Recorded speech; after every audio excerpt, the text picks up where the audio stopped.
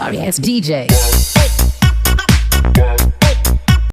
Hello friends, എല്ലാവർക്കും നമസ്കാരം. അപ്പോൾ നമ്മൾ തായ്ലൻഡ് ട്രിപ്പിന് മൂന്നാമത്തെ ദിവസമാണ്. അതുപോലെ നമ്മുടെ ഇത് പാർട്ട് 4 ആണ്.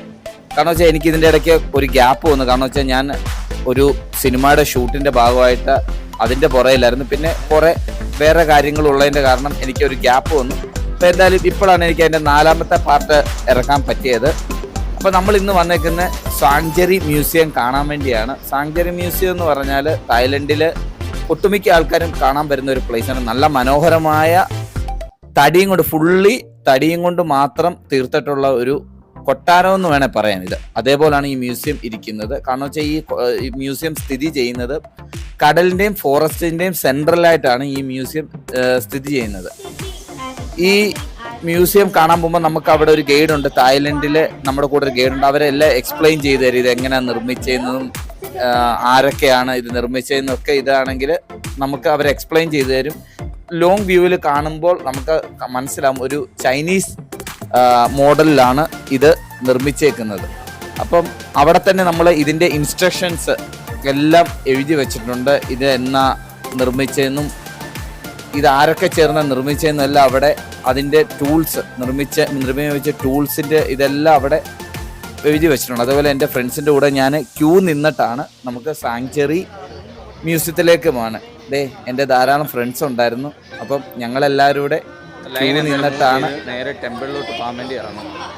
സൈഡ് നല്ല മനോഹരമായിട്ടുള്ള കാടുകൾ, അതേപോലെ നമ്മൾ പോകുന്ന സ്റ്റെയർ കേസ് വന്നിട്ട് വുഡൻ കൊണ്ടിട്ടുള്ള ചവിട്ടുപടികളാണ് ഇവിടെ ഉണ്ടാക്കിയേക്കുന്നത്. ഫുള്ള് വുഡനായിട്ടുള്ള നല്ല മനോഹരമായിട്ടുള്ള സ്ഥലങ്ങളും വുഡൻ ആയിട്ടുള്ള ചവിട്ടുപടികളുമാണ് ഇവിടെ മൊത്തം.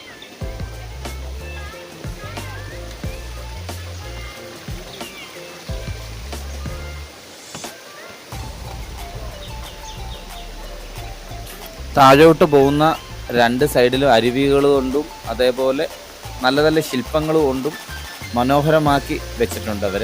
കാരണം വെച്ചാൽ നമുക്ക് അവിടെ നിൽക്കുമ്പോൾ തന്നെ ഒരു നല്ല വൈബ് ഫീൽ ചെയ്യും. ഇനി താഴെ എത്തിയിട്ട് വേണം അവർ നമുക്ക് ഹെൽമെറ്റ് തരും. ഹെൽമെറ്റ് ധരിച്ചിട്ട് മാത്രമേ നമുക്ക് സാങ്ചറി മ്യൂസിയത്തിലേക്ക് പോകാൻ പറ്റത്തുള്ളൂ. കാരണം വെച്ചാൽ സാങ്ചറി മ്യൂസിയത്തിൻ്റെ ഒരു പ്രത്യേകത എന്ന് പറഞ്ഞാൽ അവിടെ എപ്പോഴും പണി നടന്നുകൊണ്ടിരിക്കും. ഈ തടി വർക്ക് നടന്നു. അപ്പം നമ്മുടെ മുകളിൽ എന്തെങ്കിലുമൊക്കെ വീണ് ആക്സിഡൻറ്റ് പറ്റാതിരിക്കാൻ വേണ്ടിയാണ് അവർ നമുക്ക് ഹെൽമെറ്റ് തരുന്നത്. അങ്ങനെ ഞാനും മെല്ലനെ എൻ്റെ ഫ്രണ്ട്സിൻ്റെ കൂടെ ക്യൂ ആയിട്ട് നിന്ന് ഇങ്ങനെ ഫൈനലി നമ്മൾ ടെമ്പിളിൽ പോകാൻ വേണ്ടി ഒരു ക്യാപ്പ് അവർ തരും. ക്യാപ്പ് വാങ്ങിയിട്ടാണ് നമ്മൾ പോകുന്നത്.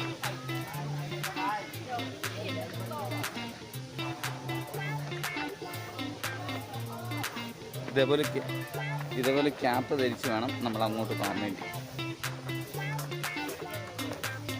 പോകുന്ന വഴിയിൽ എല്ലാം നല്ല മനോഹരമായ ശില്പങ്ങൾ കൊണ്ട് അലങ്കരിച്ചേക്കും ഇവിടെ എല്ലാം. ഇതാണ് മെയിൻ ഒരു അഡ്വാൻറ്റേജ് ഇവിടെ. ഇതാണ് ഒരു മനോഹരമായ പോകുന്ന വഴിക്ക് തന്നെ മനോഹരമായ ഒരു ലേക്ക്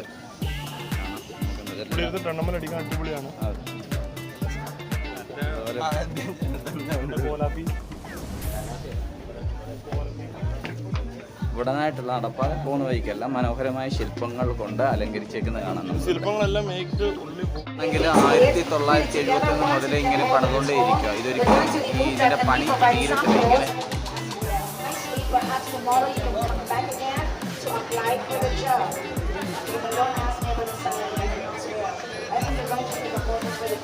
ചെല്ലുമ്പോഴാണ് നമുക്ക് മനസ്സിലാവുന്നത് ഇത്രയും ഭീമാകാരമായ 1973 മുതലാണ് ഈ ക്ഷേത്രത്തിൻ്റെ പണി ഇങ്ങനെ തുടങ്ങി. ഇതൊരിക്കലും ഇവർ തീർക്കത്തില്ല, ഇതിങ്ങനെ പണിതുകൊണ്ടിരിക്കും. അങ്ങനെയാണ് ഇവർ ഗൈഡ് പറയുന്നത്.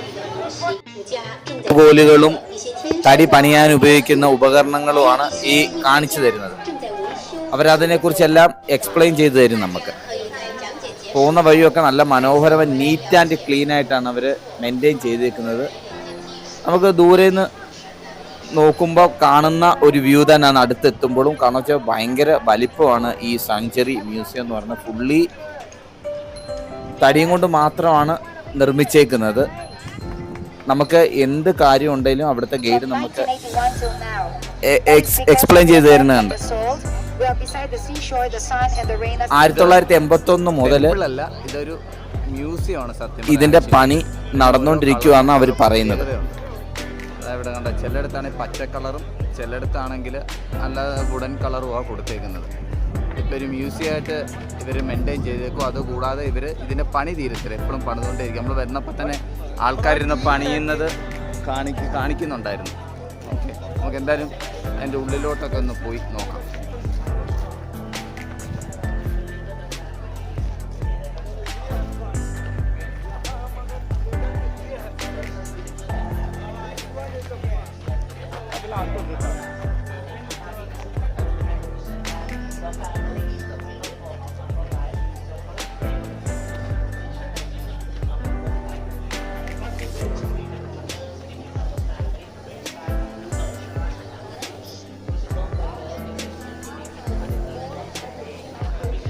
പോകുമ്പോൾ തന്നെ നമുക്ക് കാണാൻ പറ്റും ധാരാളം സ്ത്രീകൾ ഇരുന്ന് കൊത്തുപണി ചെയ്യുന്നതും പോളിഷ് ചെയ്യുന്നതും കാണാൻ പറ്റും നമുക്കവിടെ. അതാണ് നിങ്ങളെ ഞാൻ കാണിച്ചു തരുന്നത്. ധാരാളം വുഡൻ വർക്കുകൾ നടക്കുന്നുണ്ട്. അവർ പോളിഷൊക്കെ ചെയ്തുകൊണ്ടിരിക്കുക. അതാ ഞാൻ മുമ്പേ പറഞ്ഞതുപോലെ തന്നെ ഒരിക്കലും ഇതിൻ്റെ പണി തീരത്തില്ല. ഓരോ പാർട്ടായിട്ട് ഇവർ പണിതുകൊണ്ടേയിരിക്കും. അപ്പോൾ ഞാൻ കുറച്ചു നേരം അതിൻ്റെ വീഡിയോ ഒക്കെ എടുത്തിട്ട് നമുക്ക് ചുറ്റി നടന്ന് കാണാനാണെങ്കിൽ ഇത് ഒരു അരമണിക്കൂറെങ്കിലും എടുക്കും. അത്രമാത്രം ദൂരത്തിലാണ് ഇത് വ്യാപിച്ച് കിടക്കുന്നത്. അതേപോലെ തന്നെ പണ്ട് കാലത്തെ ലിഫ്റ്റാണ് അവിടെ കാണിച്ചേക്കുന്നത്. ഗ്ലാസ്സിൽ ഇത് ആ കാണുന്ന ലിഫ്റ്റാണ്. ഗർഭിണി പെണ്ണുങ്ങൾക്കൊക്കെ മുകളിലോട്ട് പോകാൻ പറ്റാത്തില്ലെങ്കിൽ അവർ ആ ലിഫ്റ്റിൽ കയറിയാണ് മുകളിലോട്ട് പോകേണ്ടത്. അപ്പം ആ ലിഫ്റ്റാണ് ഞാൻ നിങ്ങളെ കാണിച്ചേക്കുന്നത്. ആ ലിഫ്റ്റ് കാണാൻ പറ്റും, ദൂരെയുള്ള വ്യൂവിൽ കാണിച്ചേക്കുന്നുണ്ടല്ലോ. ഇത് പണിതേക്കുന്നത് ഇന്ത്യക്കാരും കംബോഡിയൻസും ചൈനക്കാരും ചേർന്നാണ് ഇത് പണിഞ്ഞേക്കുന്നത്, നിർമ്മിച്ചേക്കുന്നത്. അതേപോലെ പഴയ കാലത്തെ എലവേറ്റർ, അത് ഈ പ്രഗ്നന്റ് ആയിട്ടുള്ള വുമൻസിനൊക്കെ പോകാൻ വേണ്ടി നിർമ്മിച്ചിട്ടുള്ള.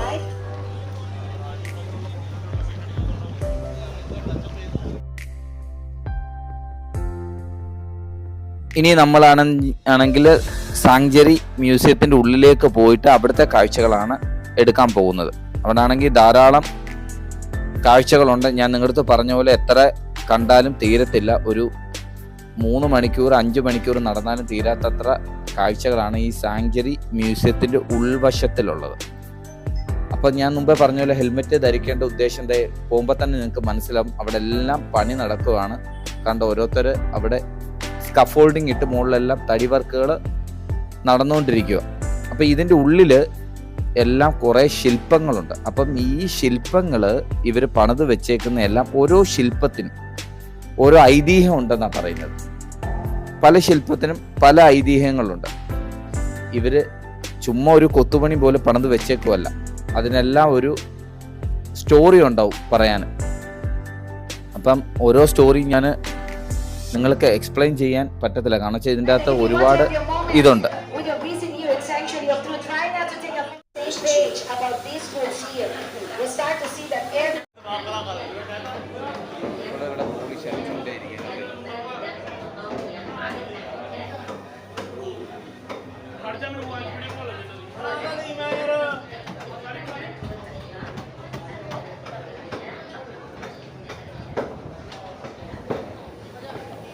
ഇവിടെ നമുക്ക് കാണാം ഒരു പച്ച കളർ.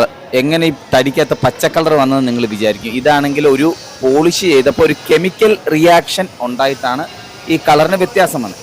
അപ്പോൾ അന്ന് അവിടെ ഭരിക്കുന്ന രാജാവ് പറഞ്ഞു ഇത് ഈ കെമിക്കൽ റിയാക്ഷൻ കാരണം പച്ച കളർ വന്നിട്ട് അത് മാറ്റാൻ നിൽക്കേണ്ട, കാരണം വെച്ചാൽ എന്നായാലും നമ്മുടെ മനുഷ്യൻ്റെ വിട്ട് ഒരു നാൾ ഈ ബിൽഡിംഗ് എല്ലാം നശിച്ചു പോകും ഒരു സമയമാകുമ്പോൾ. അപ്പം തന്നെ നശിച്ചു പോയിട്ട് അത് പോളിഷ് ചെയ്ത് ക്ലിയർ ആക്കണ്ടെന്നുള്ള ഒരു ഉദ്ദേശം കാരണമാണ് അവരൊന്നും ചെയ്യാഞ്ഞത്. അതേപോലെ ഇപ്പോൾ ഒരു ഗ്ലാസ് ഇത് കാണിച്ചേക്കുന്നത് എന്താണെന്ന് പറഞ്ഞാൽ അതിൻ്റെ ഐതിഹ്യം എന്ന് പറയാൻ നമ്മൾ ഭൂമിയിലേക്ക് വരുമ്പോൾ ഒന്നും കൊണ്ടല്ല വരുന്നത്, മരിച്ചു പോകുമ്പോൾ നമ്മളൊന്നും കൊണ്ടുപോകുന്നില്ല. അതാണ് ഈ ഗ്ലാസ് ബലകത്തിൻ്റെ ഉദ്ദേശം കാണിച്ചത്. കാരണം വെച്ചാൽ അതിൻ്റെ അടുത്ത് പോയി ഞാൻ എടുത്തിട്ടില്ല, കാരണം വെച്ചാൽ അത് അവിടെ എഴുതി വെച്ചേക്കുന്നത് നമ്മുടെ ഗൈഡ് നമുക്ക് എക്സ്പ്ലെയിൻ ചെയ്തു തന്നത് അത് തന്നെയാണ്.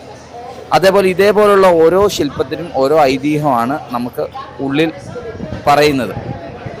അത് ഓരോ ശില്പം നിങ്ങൾ കുറേയൊക്കെ ഞാനത് അവരോട് ചോദിച്ച് മനസ്സിലാക്കി. ഇതിൻ്റെ ഐതിഹ്യങ്ങളൊക്കെ എല്ലാ ശില്പത്തിൻ്റെ അവർക്ക് പറഞ്ഞു തരാൻ പറ്റത്തില്ല, കാരണം വെച്ചാൽ ഇത് നമ്മൾ എന്തുവാ പറഞ്ഞത് ഒരു എണ്ണി തീർക്കാൻ പറ്റത്തില്ല, അത്രമാത്രം ഐതിഹ്യങ്ങൾ ഇതിനകത്ത് കുത്തിവെച്ചിട്ടുണ്ട് ശില്പത്തിൻ്റെ രൂപത്തിൽ. അപ്പം നമുക്കതെല്ലാം ഒന്ന് ചോദിച്ച് അവർക്ക് പറയാം. പിന്നെ അവർ ഇമ്പോർട്ടൻ്റ് ആയിട്ടുള്ളതൊക്കെ നമുക്ക് എക്സ്പ്ലെയിൻ ചെയ്ത് തന്നിട്ടുണ്ട്. ഇതാണ് അവിടുത്തെ രാജാവ്. അപ്പം രാജാവിൻ്റെ അവിടുത്തെ കാഴ്ചപ്പാടെന്ന് പറഞ്ഞാൽ ഓരോ അർത്ഥങ്ങളുണ്ട്. ഇതിൻ്റെ അർത്ഥം എന്ന് പറഞ്ഞാൽ ഗൈഡ് നമുക്ക് പറഞ്ഞു തന്നെ, നമുക്ക് നമ്മുടെ ലൈഫിൽ ഇന്നെന്താണോ ചെയ്യാൻ പറ്റുന്നത് ചെയ്യുക. നമ്മുടെ ആഗ്രഹങ്ങൾ നാളത്തേക്ക് മാറ്റി വെക്കാതെ അത് ഇന്ന് ചെയ്ത് തീർക്കാൻ നോക്കും. ചിലപ്പോൾ നാളെ ചെയ്യാൻ മാറ്റി വെച്ചാൽ ചിലപ്പോൾ അത് നടക്കണമെന്നില്ല. അതാണ് അതിൻ്റെ അർത്ഥം. വെളിയിൽ പറഞ്ഞ പോലെ താണ്ട് ഇവിടെ കാണുന്ന ഒരു പച്ച കളറുണ്ടോ, അത് വുഡല്ല, അത് കെമിക്കൽ റിയാക്ഷൻ കാരണം ഉണ്ടായത്. അത് അവരത് മാറ്റണമെങ്കിൽ മാറ്റാം, പക്ഷെ അതിന്റെ കസ്റ്റോഡിയൻ പറയാതെ ചെയ്യേണ്ട കാണിച്ചാൽ. സത്യത്തിൽ ഈ ശില്പം കണ്ടപ്പോൾ ഞാൻ വിചാരിച്ച ശിവനും പാർവതിയും ആയിരിക്കും. നല്ല ഇതിന്റെ ഒരു ഐതിഹ്യം എന്ന് പറഞ്ഞാൽ നമുക്ക് നമ്മുടെ ലൈഫിൽ നമ്മുടെ ഫാമിലിയാണ് എല്ലാം എന്നുള്ളതാണ് അവിടെ മെൻഷൻ ചെയ്തേക്കുന്നത്. അതിന്റെ ഇതാണ് ഈ ചരിത്രമാണ് ഇവിടെ പറയുന്നത്. മനസ്സിലായി? ഓരോ മെസ്സേജ് തരുന്നത്. ഇതിന്റെ മെസ്സേജ് എന്ന് പറഞ്ഞാൽ നമ്മുടെ ഫാമിലിയാണ് നമുക്കെല്ലാം. നാളെ നമ്മുടെ കൂടെ നമ്മുടെ ഫാമിലിയെ കാണത്തുള്ളതെന്നാണ് ഇത് പറയുന്നത്. അപ്പൊ അതാണ് ഇതിന്റെ ഐതിഹ്യം.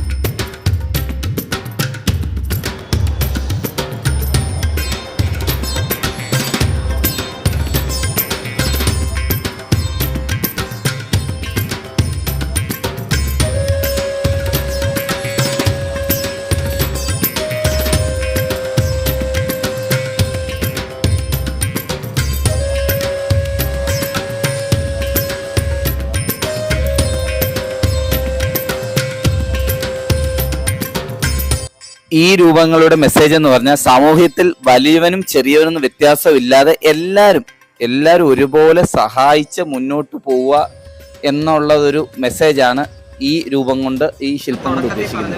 ഇവിടെ എല്ലാം പണി നടക്കുക, അതിൻ്റെ പേരിലാണ് നമ്മൾ ഹെൽമെറ്റ് ധരിച്ചിരിക്കുന്നത്. ഇവിടെ കുറേ ശില്പങ്ങളുണ്ട്. ഇവിടെ ശില്പങ്ങൾ ഉദ്ദേശിക്കുന്ന പണ്ട് കാലത്ത് ഓരോ മെസ്സേജുകളാണ് ഇവർ തരാൻ വേണ്ടി ഓരോ ശില്പങ്ങൾ ഇവിടെ കുത്തിവെച്ചിട്ടുണ്ട്. നമുക്കിതുവരെ ഈ കാണുന്നത് ഇവിടുത്തെ രാജാവാണ്. ഈ രാജാവിൻ്റെ മെയിൻ വിഷൻ എന്ന് പറഞ്ഞാൽ ഇവിടെയുള്ള ആൾക്കാർ, പണ്ട് കാലത്തുള്ള ആൾക്കാർ ജാതിയിലെ മതത്തിൻ്റെ പേരിൽ ആരും വേർതിരിച്ച് കാണാൻ പാടില്ല, എല്ലാവരും ഒരുപാട് കാണണം. അതിനുവേണ്ടിയാണ് പുള്ളിയുടെ വിഷൻ. അത് അങ്ങനെ കാഴ്ചയൊക്കെ കണ്ട് ഞാൻ നല്ല ടയേർഡായി, വേർത്ത് കുളിച്ച് ഒരു പരുവായിട്ടുണ്ട്. ഇനിയിപ്പം കുറച്ചുകൂടെ എടുത്തിട്ട് നേരെ തിരിച്ച് റൂമിലേക്ക് പോകണം. ഇനിയിപ്പോൾ കുറച്ച് കാഴ്ചകളൂടെ ഷൂട്ട് ചെയ്തിട്ട് വേണം പോകാൻ. കാരണം വെച്ചാൽ എനിക്ക് വേണ്ടി എൻ്റെ കൂടെ വന്ന ആൾക്കാരെല്ലാം വെയിറ്റ് ചെയ്യുകയാണ്. കാരണം വെച്ചാൽ ഞാൻ ഈ ഷൂട്ട് ചെയ്യുന്നതിൻ്റെ ഭാഗമായിട്ട് കുറേ സമയം എടുത്ത് എല്ലാം ചെയ്യണം. കാരണം വെച്ചാൽ അതറിയാം. അതുകൊണ്ട് ഞാൻ കുറേ സമയം എടുക്കുന്നതുകൊണ്ട് അവരെല്ലാം വന്ന് ബസ്സിൻ്റെ അകത്ത് കയറാൻ വേണ്ടി പോയി. ഞാൻ മാത്രമേ ഉള്ളൂ ഇനി അവിടെ.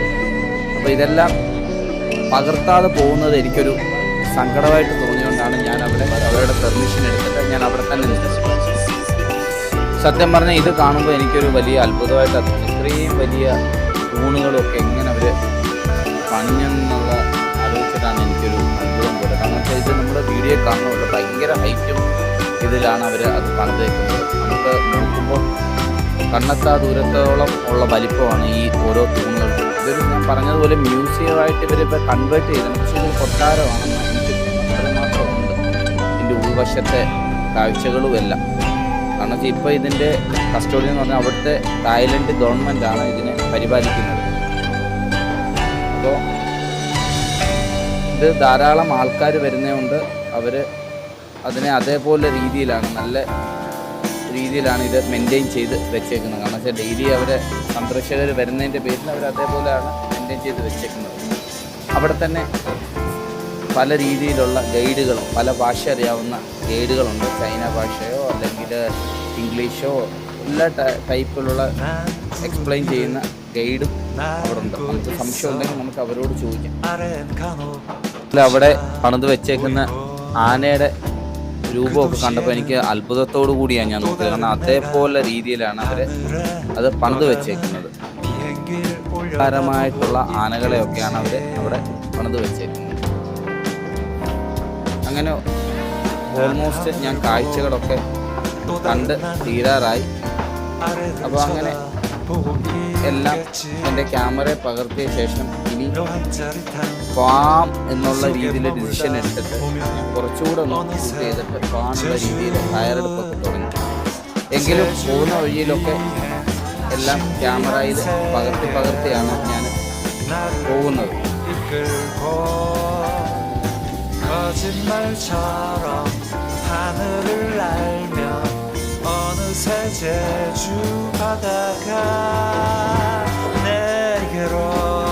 അങ്ങനെ ഫൈനലി നമ്മൾ കാഴ്ചകളെല്ലാം കണ്ടിട്ട് സാങ്ച്വറി മ്യൂസിയത്തിൻ്റെ വെളിയിൽ വന്നത്.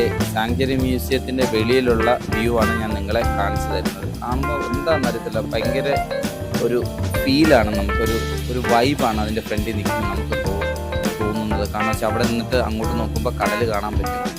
അപ്പോൾ ഞാൻ അതാണ് നിങ്ങളെ ഈ ദൂരെ നിന്നുള്ളൊരു കാഴ്ചയാണ് കാണിച്ചു തരുന്നത്. അതിൻ്റെ അടുത്ത് പോയി നിന്നിട്ട് ഉള്ള ഒരു വ്യൂ ആണ് കാണിച്ചു. ഇത് ആ ഫ്രണ്ടിൽ നിന്ന് നോക്കുമ്പോൾ കണ്ടില്ലേ, ചൈനീസ് മാതൃകയിലാണ് ഈ സാങ്ച്വറി മ്യൂസിയം ഉള്ളത്.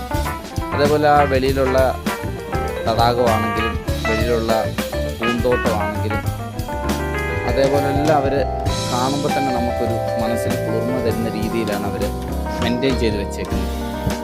പിന്നെ അങ്ങനെ എനിക്ക് വെയിറ്റ് ചെയ്തവർ എന്നെ കുറേ തവണ വിളിച്ചു ബസ്സിൽ നിന്ന് പോകാൻ വേണ്ടി. അപ്പോൾ അങ്ങനെ പോകുന്ന വഴിക്കെല്ലാം ഞാൻ മുമ്പേ പറഞ്ഞ പോലെ എല്ലാം പകർത്തിയാണ് പോകുന്നത്.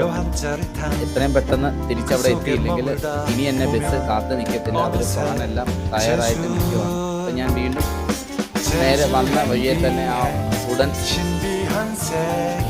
സ്റ്റെപ്പുള്ള ആ പാത്ത് പോയി ഞാൻ നേരെ തിരിച്ചു പോയി. സത്യം പറഞ്ഞാൽ എനിക്ക് വഴി തെറ്റിയെന്ന് തോന്നിയിട്ടുണ്ടെന്ന് വെച്ചാൽ ഞാൻ വന്ന ഇതുവഴിയാണെങ്കിലും ബസ് കിടക്കുന്നത് വേറെ എവിടെയാണെന്ന് ആരോ എന്നോട് പറഞ്ഞായിരുന്നു. അപ്പോൾ എത്രയും പെട്ടെന്ന് ബസ് കണ്ടുപിടിച്ചിട്ട് തിരിച്ച് ഇനി അടുത്ത പോകുന്നത് ജെംസ് ഗാലറിയിലാണ്. കാരണം വെച്ചാൽ അവിടെയാണ് നമ്മൾ ഡിഫറെൻ്റ് ആയിട്ടുള്ള കല്ല്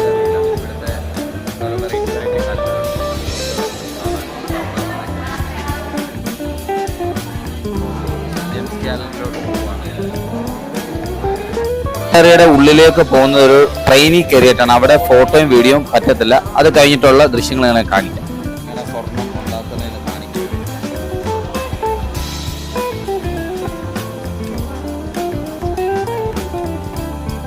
ഭിത്തിയിൽ കാണിച്ചിട്ടുള്ളതാണ് ഡയമണ്ടിന്റെ ഷേപ്പുകൾ, ഏതൊക്കെ കട്ടുണ്ട്, ഡയമണ്ടിന് ഏതൊക്കെ കട്ടെന്നുള്ളതാണ് അവിടെ കാണിച്ചേക്കുന്നത്.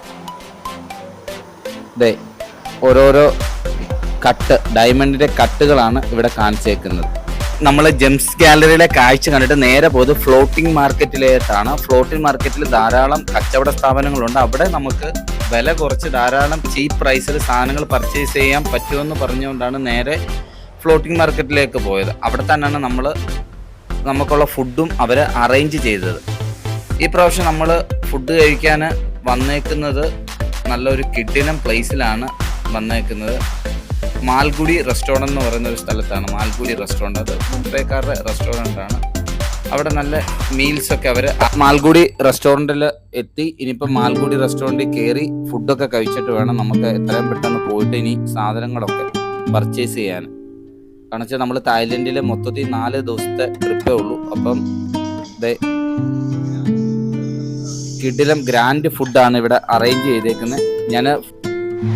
നമ്മളിന്ന് 3ാമത്തെ ദിവസം അടുത്ത വന്നേക്കുന്ന ഡോൾഫിൻ ഷോ കാണാൻ ഇപ്പം ആ പ്ലേസിലാണ്. നമുക്ക് ഡോൾഫിൻ ഷോ കാണാം, കണ്ടിട്ട് അടുത്തടുത്തെടുക്കും.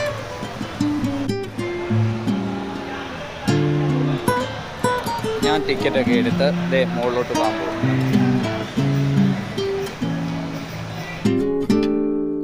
അങ്ങനെ ടിക്കറ്റൊക്കെ എടുത്ത് മുകളിലേക്ക് പോവുകയാണ്. ഡോൾഫിൻ ഷോ തുടങ്ങാൻ സമയമായി.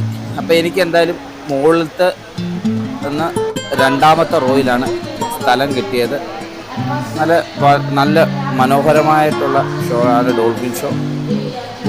അപ്പോൾ അത് കാണാൻ വേണ്ടി ക്ഷമയോടെ കുറച്ച് നേരം ഇരുന്നു. തുടങ്ങാൻ ഇനിയൊരു 10 മിനിറ്റ് എടുക്കും. അപ്പോൾ അതിൻ്റെ കാഴ്ചകളൊക്കെ കാണാൻ വേണ്ടിയാണ് ആകാംക്ഷയോടെ ഇരിക്കുന്നത്. ഡോൾഫിനൊക്കെ വന്നു തുടങ്ങി. അവർ ഓരോ പിക്ചർ കാണിക്കുന്നുണ്ട്. ഈ പിക്ചർ കാണിക്കാൻ ഡോൾഫിൻ്റെ അടുത്ത് നമ്മൾ തൊട്ടുകൊണ്ട് ഫോട്ടോ എടുക്കുന്നതിന് 500 ബാത്ത്, തായ് ബാത്താണ് അവർ ചോദിക്കുന്നത്. ഈ വീഡിയോ ഇഷ്ടമായെന്ന് വിചാരിക്കുന്നു. അപ്പോൾ നമ്മുടെ ചാനൽ സബ്സ്ക്രൈബ് ചെയ്യാനുള്ളവർ സബ്സ്ക്രൈബ് ചെയ്യണം, ലൈക്ക് ചെയ്യണം, ഷെയർ ചെയ്യണം, കമന്റ് ചെയ്യണം. അപ്പം നമുക്ക് അടുത്ത 5ാമത്തെ പാർട്ടുമായിട്ട് കാണുന്നവരെല്ലാവർക്കും ലവ് യു ഓൾ, ബൈ.